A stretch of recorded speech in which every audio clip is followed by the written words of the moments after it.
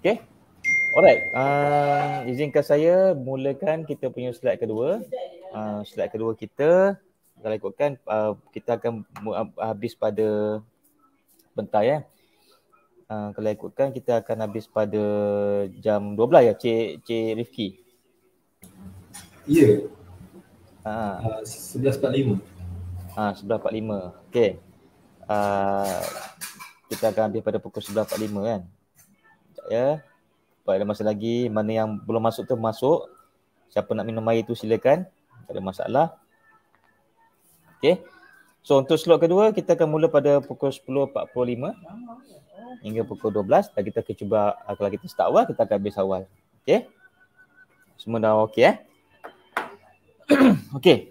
Untuk slot kedua pada pagi ni kita akan teruskan dengan topik seterusnya iaitu nilai estetika tanaman.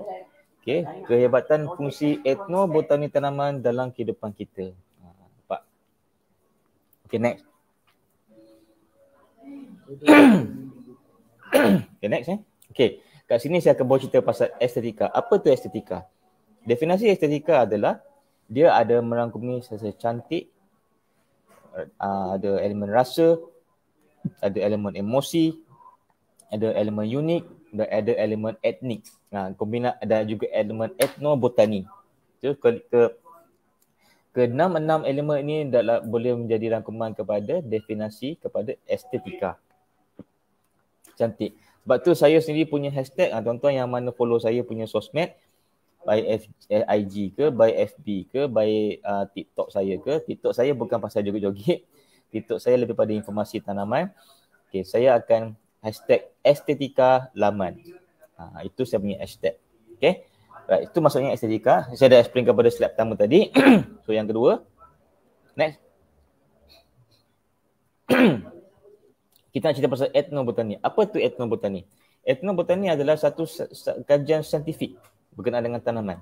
Kita tahu tanaman-tanaman ni ada tanaman yang relate dengan etnik. Apa tu namanya etnobotani. Etnik ni etnobotani tanaman-tanaman relate dengan digunakan dalam kehidupan seharian etnik di seluruh dunia. Kita ambil kat Malaysia lah. Bangsa Melayu, bangsa Cina, bangsa India, dia ada pokok-pokok yang mewakili mereka sendiri. Yang ada favorite mereka sendiri. Contoh, kalau pokok Melayu biasanya suka yang wangi-wangi. Contohlah contoh India dia suka pokok Neem, dan Cina suka pokok yang yang ada ong bagi dia. Itu persepsi pandangan mereka.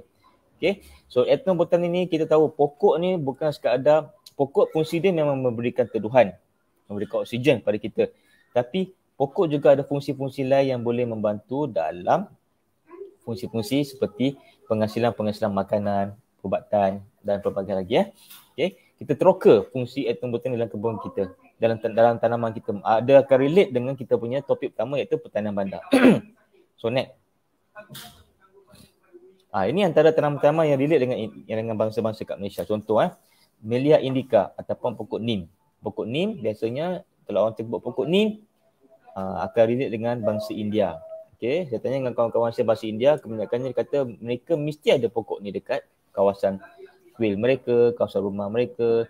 Okey, orang Melayu tapi dia ada pokok ni selain daripada digunakan untuk teduhan, oksigen, dan dia juga ada fungsi lain yang baik manfaat pada kita. Biasa pokok Neem ni orang gunakan untuk biopest repellent. Kedua, pokok Neem ni orang gunakan sebagai perubatan untuk demam campak. Okey. Dan seterusnya piper beetle. Piper beetle biasanya akan relate dengan orang Melayu. Orang Melayu kenapa pokok piper beetle ni pokok sirih. Orang Melayu biasanya adat perkahwinan orang Melayu dia mesti ada junjung sirih, kena ada daun sirih, adat bukan So orang India juga dia akan menggunakan daun sirih untuk mereka sebagai kunyahan mereka. Dan ada juga menggunakan daun sirih sebagai sumber perubatan. Okey, untuk sesak nafas, untuk semput kan. Terapi. Okey, Ziziphus mauritiana. Ziziphus mauritiana adalah pokok bidara yang sangat sinonim dengan bangsa kaum bangsa Melayu. Okey, mesti orang kata orang Islam mesti kena tanam pokok bidara. Tu masuk etnik. Okey. Politeia longifolia atau pokok asoka. Pokok asoka ni biasanya kawan-kawan saya kata yang berbangsa India dia kata memang akan ada pokok asoka. Dan pokok epiprenum ataupun money plant. Biasanya kaum Cina. Money plant dia katakan ong. Ada ong. Ini antara tanaman-tanaman yang dipanggil tanaman etnobotani. Yes, tanaman ni hijau. Yes, tanaman ni ada klorofil. Yes, tanaman-tanaman ni melaksanakan aktiviti fotosintesis. Melepaskan oksigen untuk kita, menyerap gas karbon dioksida untuk membantu meladak dalam kita dan gas-gas macam. Tapi dia ada fungsi-fungsi yang unik. Okay, itu masuk dia. Kita nak explore lagi. Okay, next. So, edible shorten your food chain. Ini kelebihan kalau kita tanam sendiri makanan di rumah kita. Kita buat edible landscape. Okay. Tengok kalau kita tanam sendiri kat rumah kita. Home garden. Home garden kita ada basic asas. Sayur, terung, cili api, cili merah. Kita dah tanam berbagai ni kat kebun kita ni kan. So kita petik, terus masuk kat pinggan. Terus hidangan. Satu aja. Tak ada apa-apa kos pun. Cuma kita petik, masuk kat tabung kita hidang. Nampak tak? Direct, fresh. Okay. Farmers market, kita daripada farm, kita kena transportation. Daripada transportation, kita ada ke surau, ke market. Saya tak nampak. Okay. Ke kedai dan juga kita ke plate. Dia ada 4 pergerakan. 3 pergerakan. Of course lah, makin lama makin bertambah kos-kosnya kan. Itu biasa orang nak berniaga kan. So supermarket, kita ada ladang, kita transportation, ada kos. Lepas tu packaging, ada kos. Dan kita ke store kita dan kita ke plate. Memang kita segar tapi kita ada kos. Okay. So food delivery service, farm, transportation, distribution, packaging, delivery ke pinggan kita. Nampak tak? Kalau kita ada kalau kita bayangkan kita kalau tak ada tanaman asal kat rumah kita, kat kita tengok kita punya farmers market, supermarket, food delivery. Kita keluar, kita kena cari kalau ada. Kalau kedai tu kata dah habis, kena pergi tempat lain. Habis kena pergi tempat lain dan nampak kos tu meningkat. Okay, kalau kita tanam sendiri kat rumah, apa yang kita perlukan, kos tu memang satu aja. Tak ada kos pun sebenarnya. Okay, kos hanya kita nak menjaga je lah. Okay, so garden to plate. Itulah keunikan dia. Okay, shorten your food chain kalau kita buat edible landscape sendiri di rumah. InsyaAllah. Okay, next. Ini saya dah terangkan tadi. Next lagi. Okay, ini edible landscape. Edible landscape saya nak definisikan dia. Edible means something fit to be eat. Landscape is pemandangan. Very simple. Okay, something yang boleh dimakan secara terus ataupun sebaliknya. Terus maksudnya, contoh terus, you ambil pegaga, ulam raja. You petik, you basuh, you makan. Terus. Kalau yang tak terus, maksudnya 5 purut. You petik, you basuh, you masak dekat tom yum tu you makan. Tu masuk dia. Kena proses dulu. Okay, itu dah indirect atau sebaliknya. Okay, right, next. Kita tengok kat sini kan pelbagai aktiviti-aktiviti yang menarik di kebun komuniti kita, edible landscape kita. Sama ada dekat menggunakan bekas-bekas tanaman, bekas-bekas terpakai. Dekat kebun komuniti, ditanam secara vertikal. Kawasan yang luas ditanam secara konvensional dan ditanam secara vertigasi. Dan kat tengah-tengah tu, bunga kantan digunakan sebagai dekor, edible dekor, perhiasan dekor daripada bunga kantan. Kan? Okay. So, next. Okay. So, landscape architecture, masa saya belajar seni bina landscape dulu untuk subjek untuk course landscape architect. Okay. Pada 2018, Institut Landscape Architect Malaysia telah membuat satu survey dipanggil trend. Dia banyak trend. Pada tahun 2018, trend yang utama dalam seni bina landscape adalah productive landscape. Apa itu productive landscape? Kita tahu edible landscape dah lama dah. Okay, dah berzaman bumi hijau, buku hijau satu ketika dulu.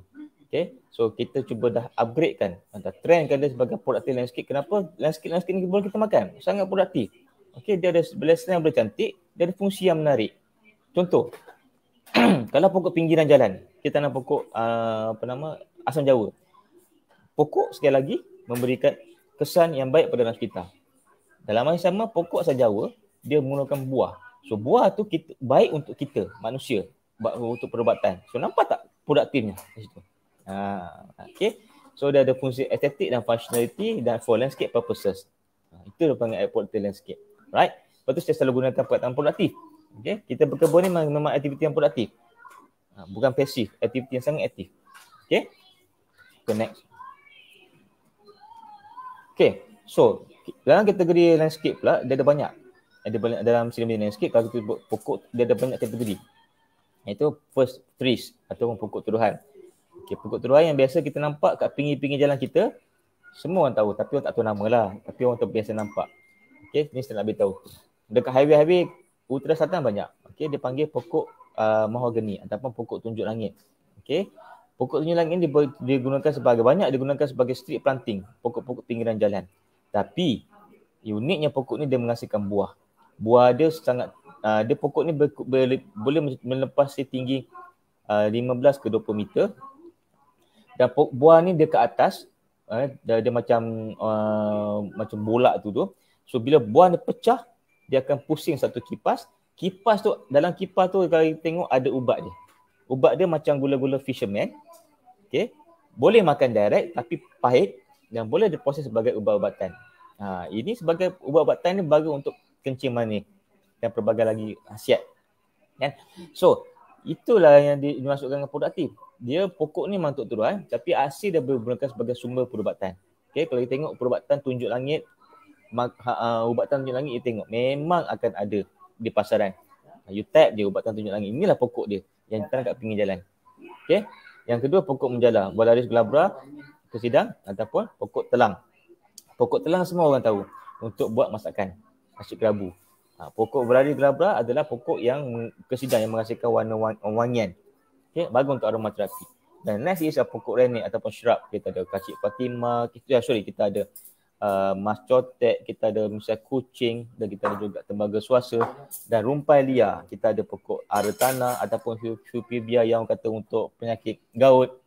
Kita ada kelompang air dan juga kita ada tanaman akuatik. Semua tanaman-tanaman ni bukan sekadar cantik tapi ada function tersendiri dalam elemen perubatan. Okay, next.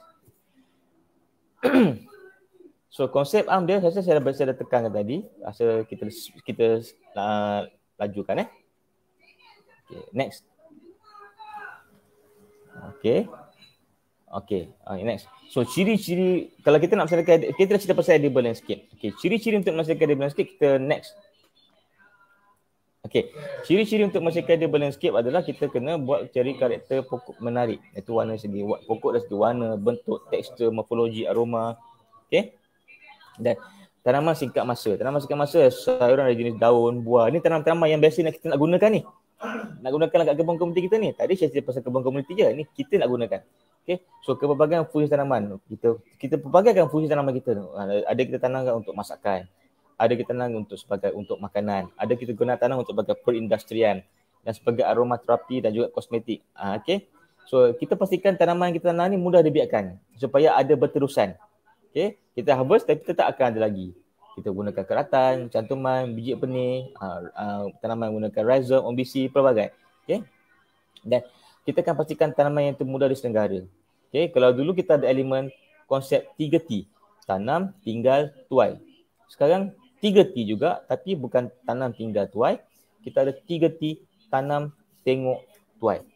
Tanam tanaman kita, tengok kita survey. Kita sentiasa observe. Kita sentiasa tengok, kita diagnose. Pastikan tanaman kita sihat sebelum kita mengeluarkan tanam, kita mengeluarkan elemen ketiga iaitu tuai. Okay, barulah kita boleh tuai. Kalau kita tengok belum tanam, tinggal tapi kebun bersemak nak tuai macam mana kan? Nampak tak? Okay.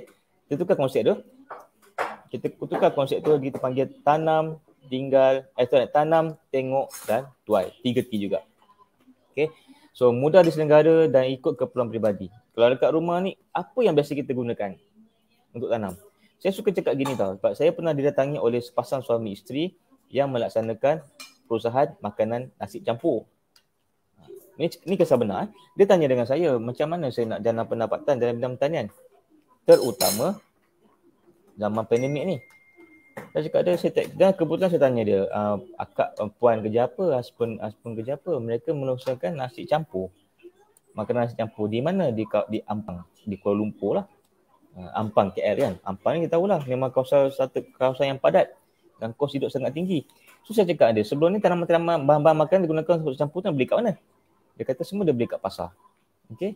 Walaupun daun pandan, daun pandan pun saya beli kat pasar. Okey, saya cakap dengan dia, akak tanam apa yang akak perlukan, yang akak gunakan. Contoh daun pandan, daun kari, limau yang akak tak perlu beli, akak boleh gunakan sebagai akak punya makanan, sumber masakan.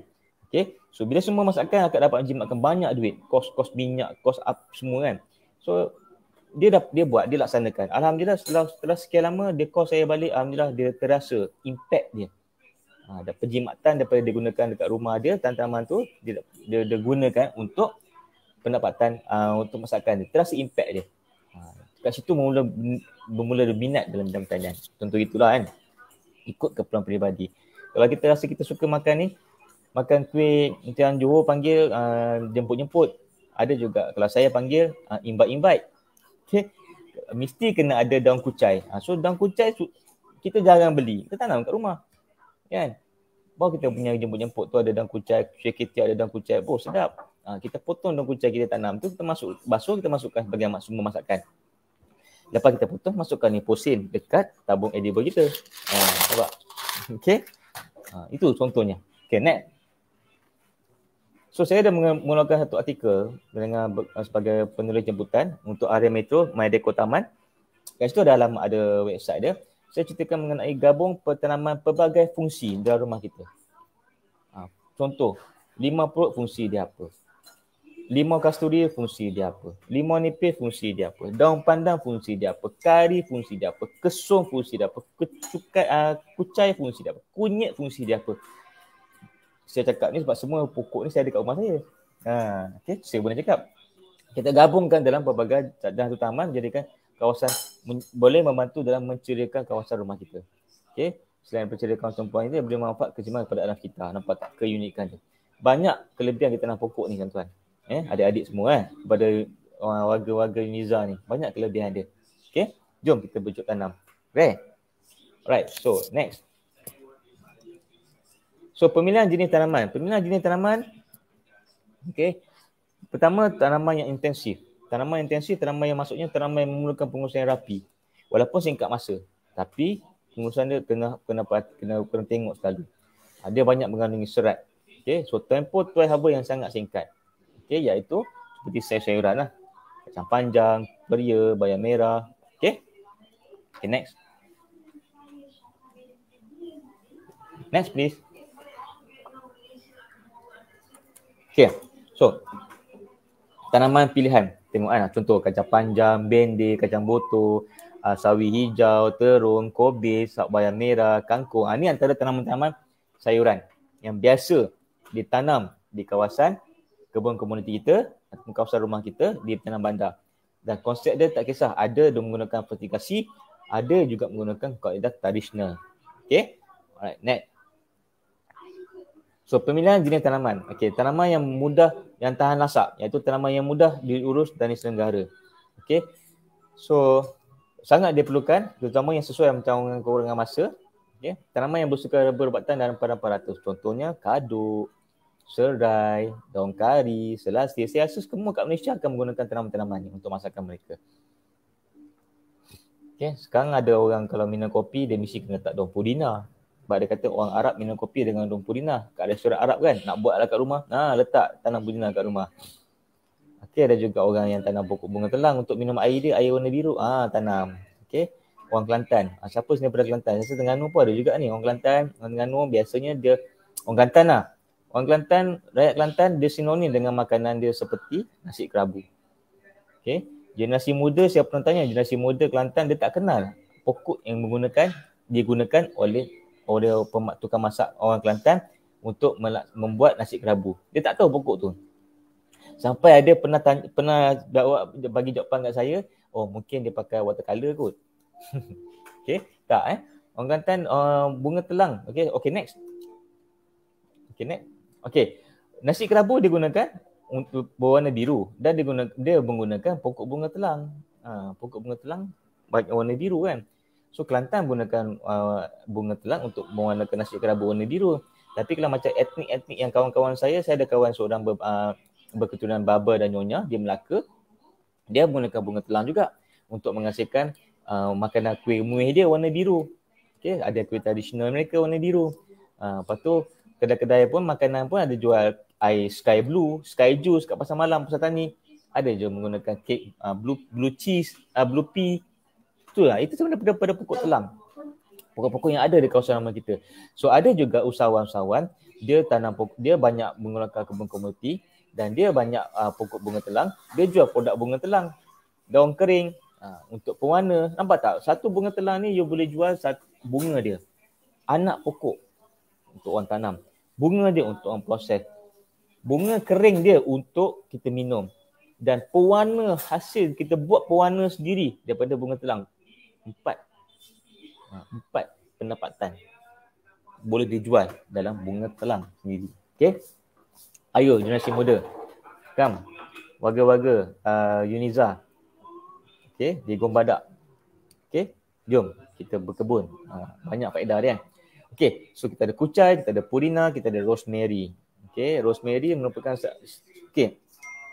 kebanyakan pokok-pokok ni dia ada aroma dia macam daun kesum. Okay, saya sendiri memang menggunakan, insyaAllah, okay, kita menggunakan daun kesum. Sebab apa, saya ada tekanan darah rendah. So saya ambil daun kesum dia, daun kesum kat rumah saya tu, bila saya ambil, saya basuh, saya petik, saya masuk limposin dalam tabung edible, sekali lagi dalam tabung edible, saya rosok-rosokkan dia, saya baca bismillah, saya bau. Okay, so kesum, 5 purut. Okay, next. Rosemary, daun purina, daun 5 purut, daun kunyit, daun halia, selasih. Kalau generasi muda ni, dia tahu essential oil, minyak pati kan. Yang jenama A lah, jenama B lah, jenama C lah, minyak pati. So ada minyak pati tu, dia menggunakan kaffir lime. Kaffir lime dia tak tahu, tapi 5 purut tahu. Dia gunakan salah satu bahan gunakan untuk minyak pati adalah 5 purut, kalamansi, 5 kasturi, serai wangi, serai makan, ginger, halia, turmeric, kunyit, and then rosemary, purina, semua elemen-elemen digunakan dalam minyak pati. Ada di rumah kita. So mula pada sekarang, tanam 5 purut daun untuk jual segar untuk makan. Buah jangan buang, buah dia boleh gunakan untuk processing buat body scrub, dan keseluruhan pokok juga boleh digunakan untuk buat minyak pati. Satu pokok 5 purut, 3 kegunaan. Okay, lock. Oh, macam jual bundle pula Lock. 3 produk. Okay, screenshot. 1, 2, 3. Okay, contohlah. Okay, saya selalu tengok orang buat lelong kan, macam tu. So, nampak tak keunikan dia? Okay, so kantan. Kantan mesti kalau ada laksa, mesti laksa Johor, nasi kerabu, mesti semua elemen-elemen kantan, nampak tak? So orang Pahang biasanya dia terkenal dengan sambal hitam. Salah satu komponen sambal hitam adalah belimbing buluh. Orang Pahang tanahlah belimbing buluh kat rumah. Tak payah duk ni kan. Contohlah Okay, next. So dalam memastikan kita punya kebun tanam bandar ni memelada alam sekitar, kita dapat membantu memelihara kita punya keseimbangan alam sekitar kita tanam bunga-bunga. So ni antara bunga-bunga produktif yang biasa kita tanam untuk membantu memelihara alam sekitar kita. Macam mana? Okay. So kita ada satu konsep dipanggil companion plant. Companion plant ni kita menggunakan tanaman-tanaman yang digunakan untuk kita punya kelestarian kebun kita. Selain daripada cantik, kita nak pastikan kebun kita pun sihat. Kenapa? Sebab tanaman-tanaman ni dia boleh secara langsung dapat menarik kedatangan insek-insek yang bermanfaat seperti lebah madu, rama-rama, kelulut, dan mereka serangga-serangga ni merupakan dapat membantu mencegah, mengawal perosak-perosak secara biologi. Dalam masa yang sama, serangga-serangga bermanfaat ni dapat membantu elemen sebagai ejen penumbuhan yang baik, dan ia juga boleh membantu biodiversity negara kita. Okay. Cubalah. Okay, next. Next Okay, ni antara pokok-pokok dia. Saya ada artikel kat situ. Okay, dia panggil antara tanaman-tanaman yang free flowering. Free flowering yang sentiasa berbunga. Okay, yang sentiasa bunga dalam hidup kita. Okay, next.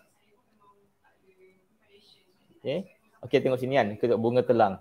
Jenis tanaman bunga yang produktif. Bunga telang, bunga tenerai. Tengok bunga roja pun tu. Kak Suapadi kan macam mana. Dia bukan sekadar cantik, tapi dia membantu dalam memberikan kehadiran, menarik kehadiran serangga-serangga. Okey, kita ada pokok lantana, tai ayam. Bunga tu menarik minat. Bunga lantana ni menarik minat rama-rama. Okey, tapi daun bunga lantana atau bunga tai ayam ni merupakan salah satu elemen yang paling penting dalam penghasilan biopesticide. Kawalan racun serangga secara kimia. Okay, secara organik. Okay, daun dia menggunakan bahan kimia yang bagus untuk kawalan serangga. So pokok bunga akadani untuk menarik lebah, dan bunga kosmos dan juga bunga yang mata pengantin. Ini antara bunga-bunga yang berfaedah yang kita boleh apply dekat kebun komuniti kita. Okey. Unik tak? Selain daripada memberi pendapatan pada kita, tanam bandar ni kita juga membantu dalam memelihara alam sekitar kawasan kita. Okey. Itu saya katakan unik estetiknya aktiviti tanam bandar ni. Okey, next. So, aspek penting dalam aktiviti tanam bandar ni adalah ianya mestilah diselenggara untuk berkekalan. Mesti Kalau kita tak maintain, macam mana kita nak kekal? Saya hanya ceritakan benda yang elok-elok je tadi kan. Yang orang kata, masih kekal lagi, masih cantik. Tapi hakikatnya pernah juga kami pergi melawat, memantau kebun-kebun komuniti yang telah kami bagi insentif, bagi nasihat dulu kan. Ada yang tak konsisten. Ada yang tak berdaya maju, ada tinggalkan begitu saja. Memang itu sangat cabaran pada kami. Tapi alhamdulillah, dari segi peratusannya hanya sikit saja. Sebab apa? Kebanyakannya mereka tu yang kami dapat maklumat daripada pelbagai DSS officer, kebanyakannya mereka melaksanakan kebun komuniti dengan cemerlang. Okey, dengan cemerlang dan mendapat dengan menggunakan kaedah yang betul dan berkekalan hingga kini. Okey. Dan itu maksudnya kena maintain, kena selenggara berkekalan. Okey. So yang kedua is bahan tanaman untuk penyediaan tanaman baru tidak perlu dibeli. Tak payah beli. Kalau you tanam serai satu lubang 3 atau 4 batang serai. Okey, setelah 7 ke 8 bulan atau 8 ke 9 bulan serai tu dah boleh harvest.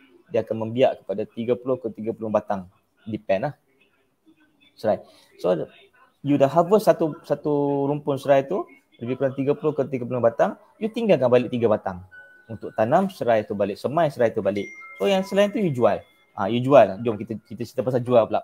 Satu batang serai you jual sebagai satu batang serai untuk masakan. You jual batang serai untuk you jual dah proses minyak pati. Yang ketiga you jual produk perubatan daripada serai. Yang keempat you jual produk kosmetik daripada serai. Yang kelima you jual produk industrial daripada serai macam spray wangi ke spray apa kan. 5 produk pokok serai sahaja. Okey. Ini saya tugaskan kepada anda warga Uniza untuk supaya bercocok tanam menggunakan tanaman-tanaman yang ada di sekitar kita dan boleh menjenang pendapatan. Menjenang pendapatan dan juga konsep dia boleh memberikan terapi kepada kita semua. Right. Next is disusun dan dibentuk dengan menarik. Okey, disusun dan dibentuk dengan menarik, iaitu kita nak tanam sayur ni, tapi bukan straight to the point. Okey. Nak tanam sayur ni bukan straight to the point. Kita tanam sayur menggunakan kaedah yang cantik, susun atur menarik. Saya dah tunjuk gambar tadi kan. Okey. So, yang seterusnya, yang apa? Yang keempat, adakan rekod dan maklumat mengenai tanaman. Okey, ini sangat penting. Sebab apa? Kebun komuniti yang kita galakkan, kalau boleh dia tanam pokok, tanam apa jenis tanaman pun, kena ada rekod. Bila mula tanam, bila mula harvest, bila mula kita nak spray. Daripada tanam kita mula tu, kita ada bagi, Jabatan Tanam akan bagi panduan. Jabatan Tanam biasanya ada panduan.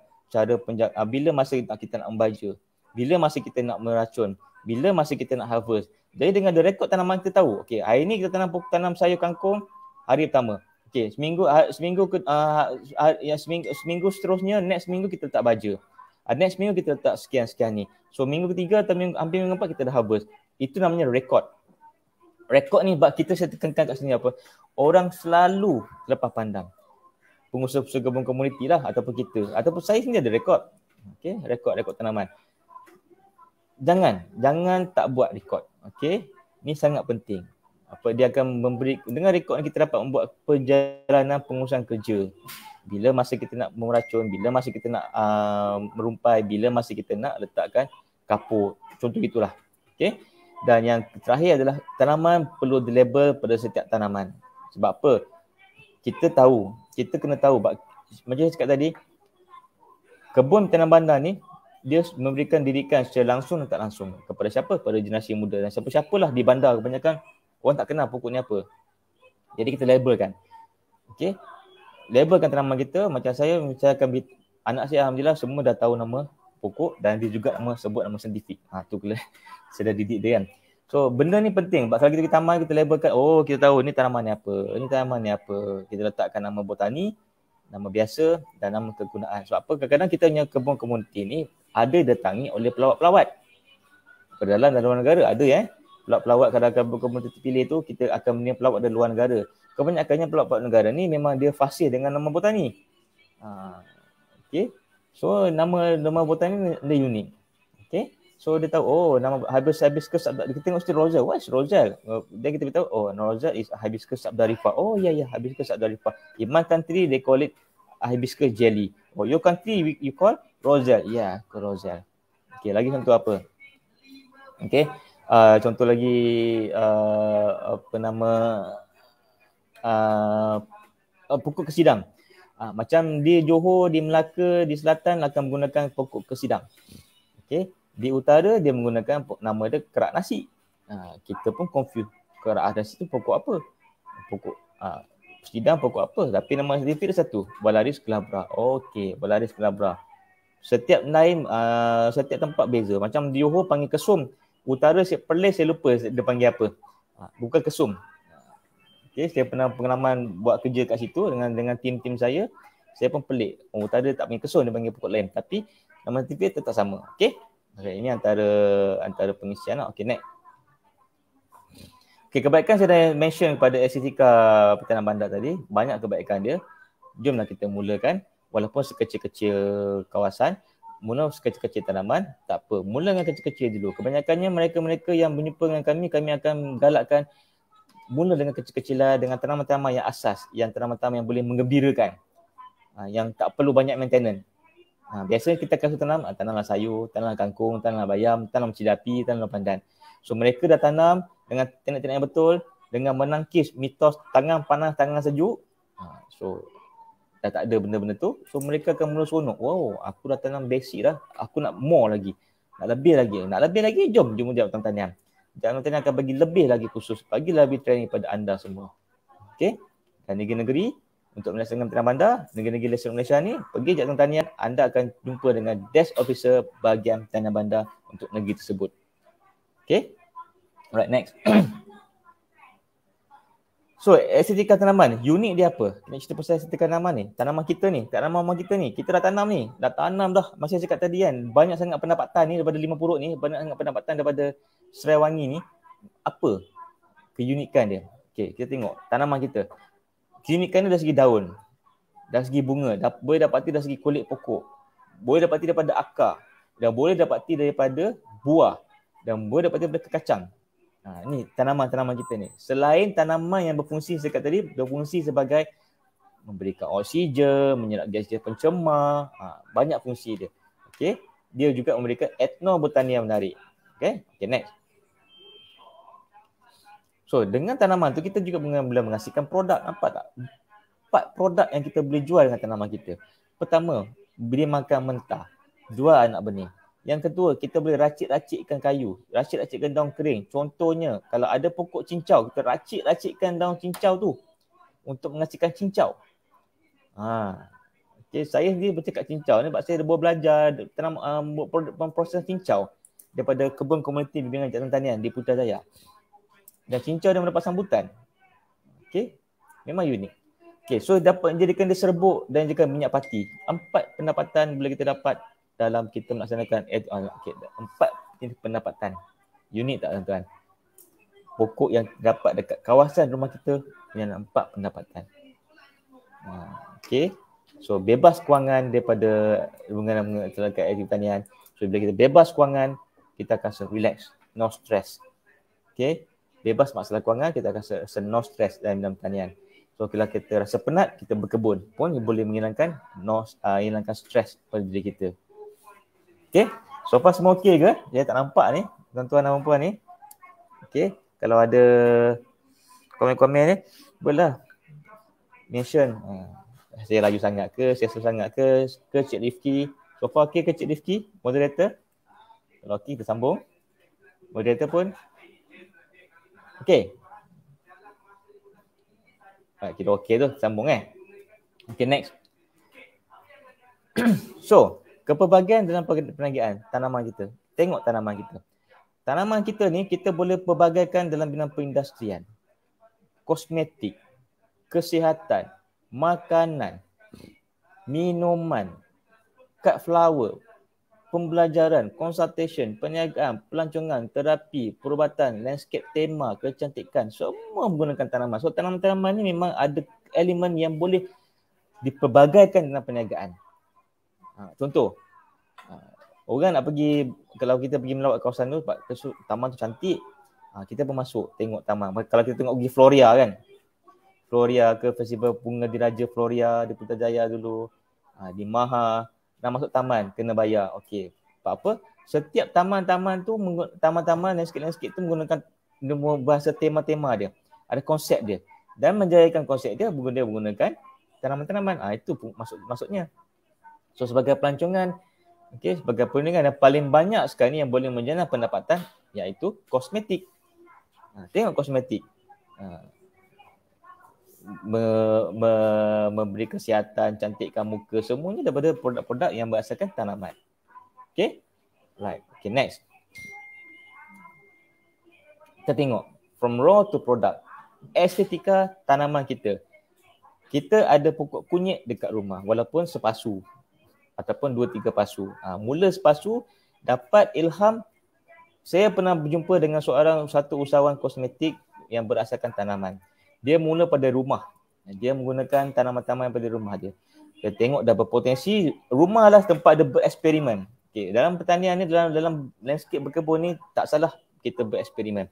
So rumah digunakan dalam elemen bereksperimen. Okay, kat rumah dia, tak ada siapa kacau. Lama-lama dia belajar sendiri, dia tengok YouTube, dia kata dia belajar, tanya dengan kita orang, tanya dengan jawab tanya semua tu macam nak pengasihkan, nak tanam dia dah hidup. So dia buat sendiri produk jamu. Dan dia juga menggunakan produk untuk buat facial scrub. Selain daripada kunyit yang digunakan untuk masakan. Gini, menggunakan untuk masakan. Nampak tak? So bila okey, dia dah cari satu kawasan, tanam dengan semua pokok kunyit. Nampak tak? Kat situ inspirasi dia. Dia punya orang kata gerak kerja dia berpunca daripada apa. Nampak, dia tahu. Kita cakap dengan dia, tanaman ni dia ada fungsi etnobotani dia. Kunyit memang bagus untuk makan, untuk ada banyak bagus untuk memberikan antiseptik. So, you tanamlah kunyit untuk memberikan ekstra. Sebab industri kosmetik sekarang ni memang memberikan jana pendapatan yang ratusan juta. Kan? So, saya dia fahamkan syarikat-syarikat yang buat produk ni ataupun OEM company ni tak cukup bahan mentah. Tak cukup bahan mentah untuk melaksanakan, merealisasikan permintaan usahawan-usahawan kosmetik, bakal-bakal usahawan kosmetik. Contoh, dia nak buat sabun scrub daripada kunyit. Sabun scrub dia orang boleh buat daripada kunyit. Tapi elemen utama dalam penghasilkan sabun kunyit adalah pokok kunyit sendiri. Kunyit sendiri, tapi kunyit tu susah nak cari. Itu jadi masalah. Okay, alright. So next. Syarat dapat buka minda ni. Okay, daun pandan. Daun pandan kita jual racik-racik satu, jual produk satu, jual potpuri satu, dan kita jual pati untuk nasi warna hijau, nasi pandan. Nampak tak? Ini saya cakap tadi tu, 3 ke 4 jenis pendapatan daripada pokok daun pandan. Okay, ada yang jual potpuri.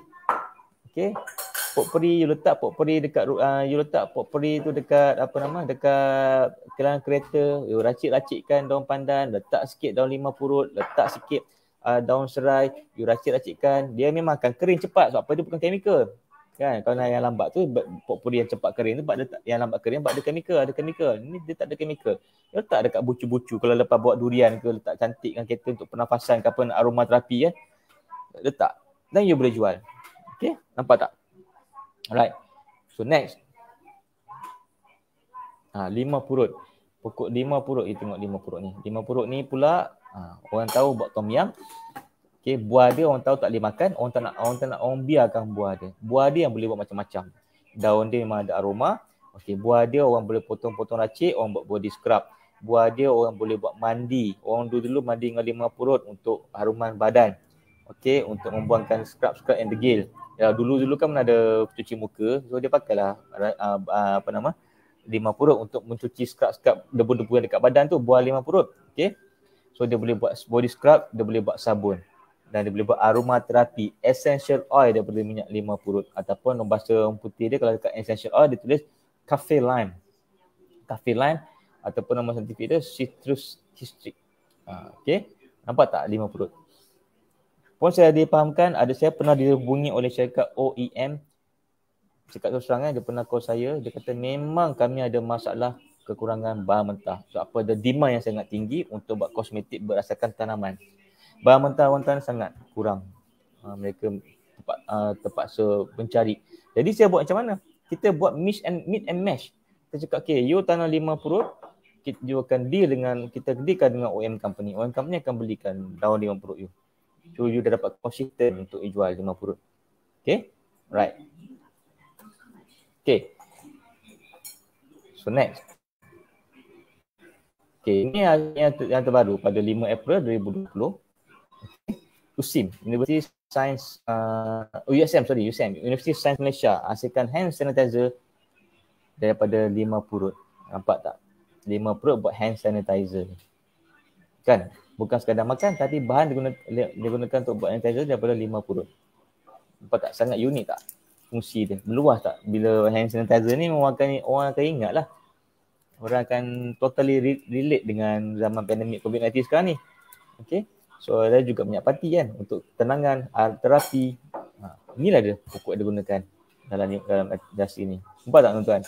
Adakah ia satu peluang potensial perniagaan kepada generasi muda, khususnya kepada warga-warga UNIZA, okay, dalam kita memastikan bebanan kewangan kita dapat kurangkan dan selain kita dapat memberikan elemen terapi.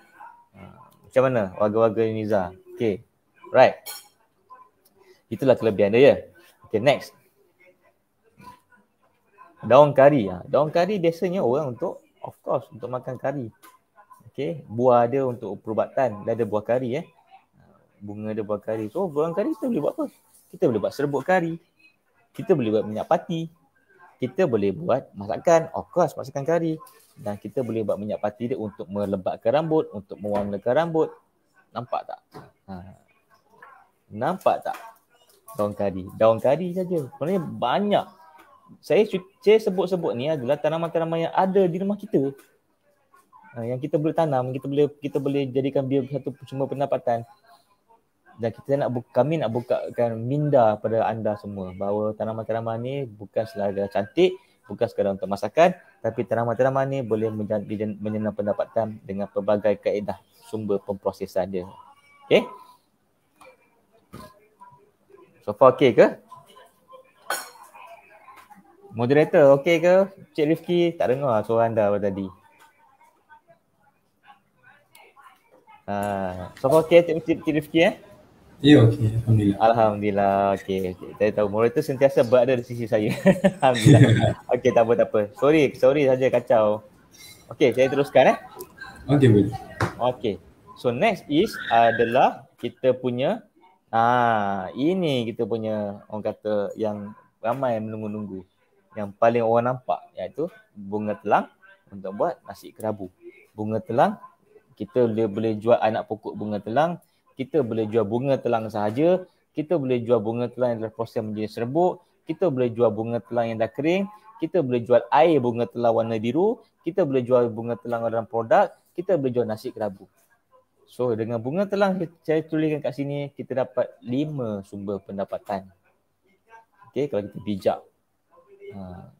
Okay, apa yang saya tahu, produk apa yang saya belajar dalam perniagaan ni, produk memang peranan jugalah. Tapi salah satu elemen yang kena ada adalah skill of marketing.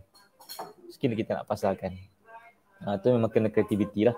Kalau produk cantik tapi skill pemasaran tu tak ada, tak boleh juga kan.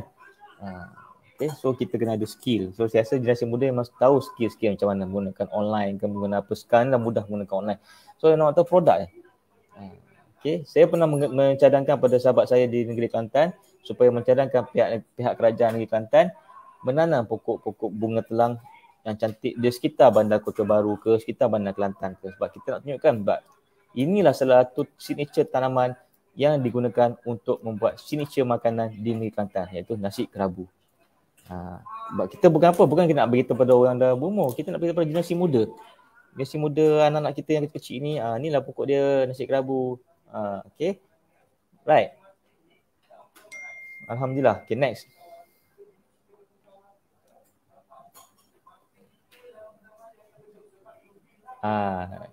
Saya nak tunjukkan pada kita punya sahabat. Saya tak kenal dia pun. Tapi saya jumpa Datuk Akbar. Okey. So beliau merupakan seorang chef. Okey. Beliau telah memenangi pingat emas dekat festival masakan dekat Ireland.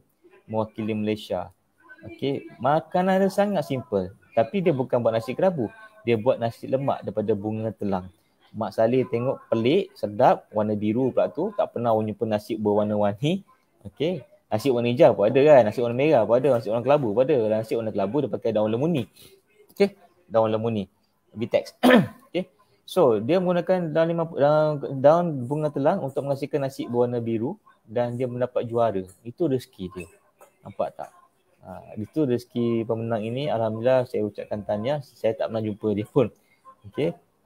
So, saya kagum dengan dia sebab dia kreatif. Dia gunakan elemen gini dapat dan dia menang pingat emas untuk nasi lemak bunga telang. Kan?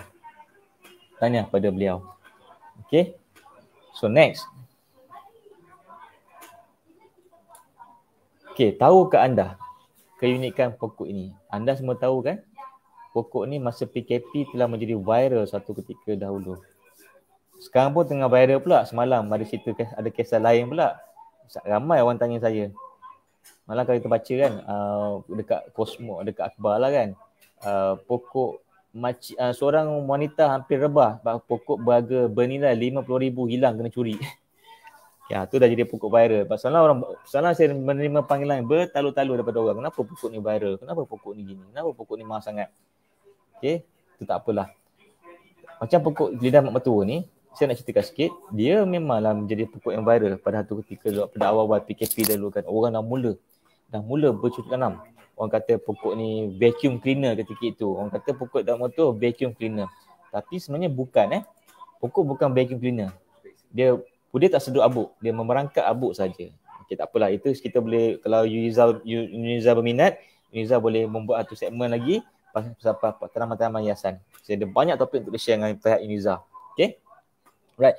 So tahukah anda pokok lidah mak mertua ni selain daripada cantik untuk khusus untuk digunakan indoor, pokok lidah mak mertua ni dia boleh mempunyai fungsi etnobotani dia. Fungsi etnobotani dia adalah dia boleh merawat keluar momor.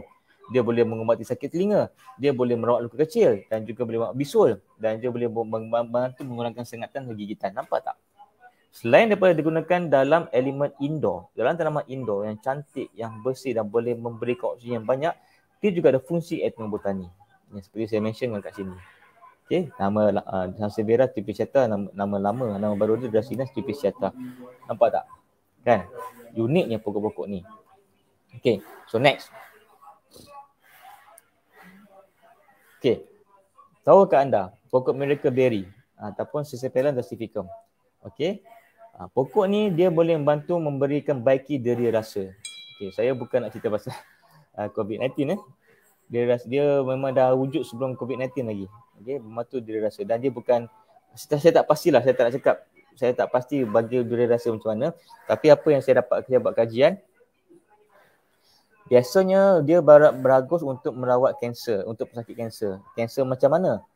Kanser macam setiap pesakit kanser akan melaksanakan aktiviti, minta maaf ya, bismillahirrahmanirrahim.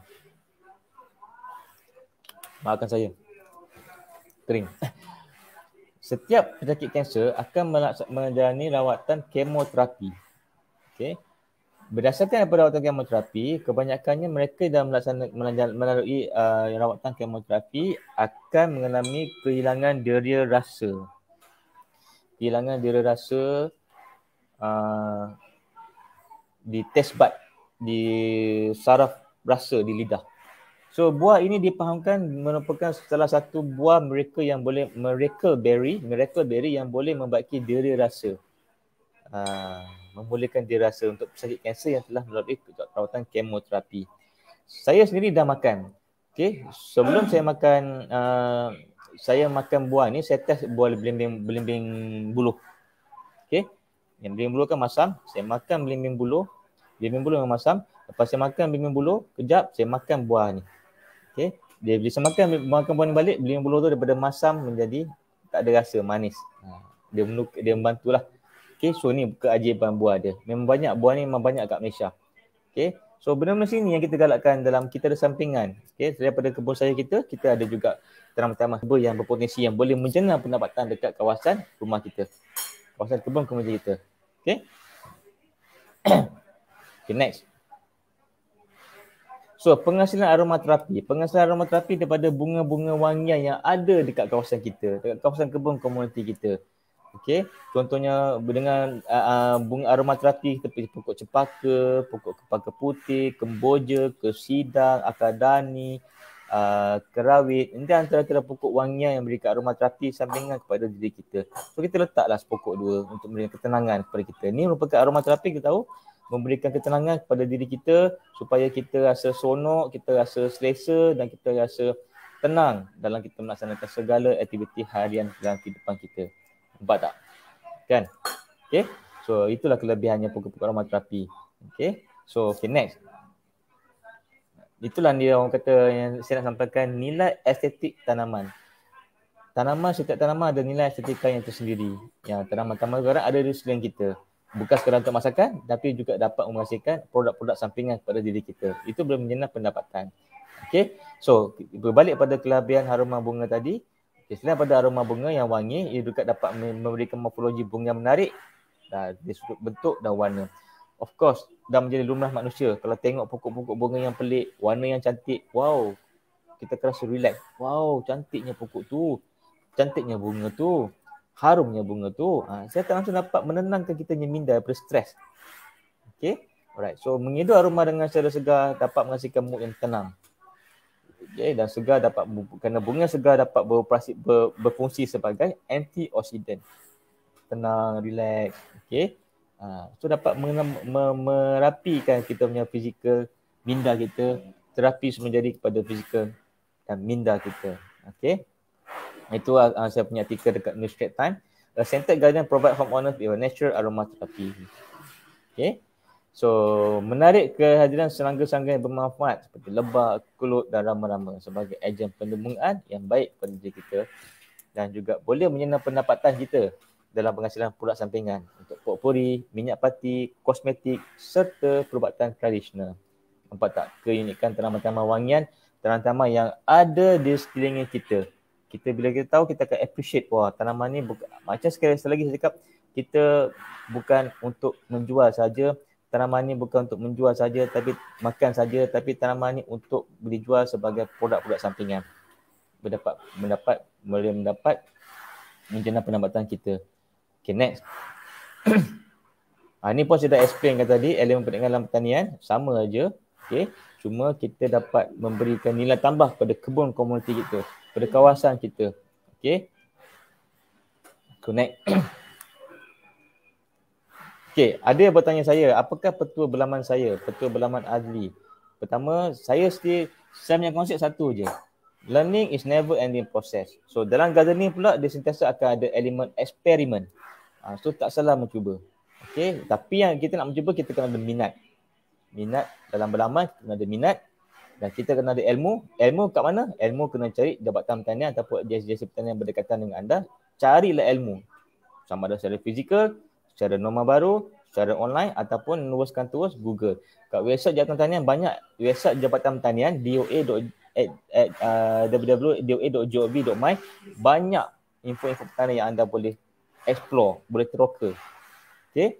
Dan juga kami juga ada untuk bahagian Pertanian Bandar, kami ada sosial media dipanggil Pertanian Bandar Official untuk TikTok, untuk Instagram dan untuk Facebook. Okay. Saya sendiri juga adalah, saya ada Instagram dan saya share dengan pelbagai info pertanian lah. Itu ilmu. So teknik pun kena betul. Jangan kita letak, oh belum cuba dah cakap dah, oh tak boleh, tangan saya panas, nanti pokok mati. No. Tak ada istilah tangan panas, tangan sejuk dalam bidang pertanian. Tak ada. Yang penting teknik yang betul. Teknik mencabut rumput ke, teknik menanam ke, teknik menyiram ke, membaja, semua kena teknik yang betul. Dan yang paling penting, kita kena kenal tanaman kita. Tanaman yang kita nak tanam, kita kena kenal karakter dia. Tanaman ni perlu duduk dalam ke, perlu duduk luar ke, tanaman ni perlu siram air banyak ke, tanaman ni perlu kering ke, tanaman ni perlu prune ke. Tu kita kena kenal tanaman kita. Okay, kena banyak baca. Tu betul. Apa kalau kita dah terror pun kita tak kenal tanaman kita pun tak ada juga. Kita minat, kita dah ilmu, kita teknik. So tak kenal tanaman kita. Letak daun kesum. Okay, tengah-tengah lama, tengah panas dalam pasu. Okay, tanah yang digunakan pula tak betul. Campuran tanah. Pokok tu mati. Bila mati, kita rasa ke tangan panas.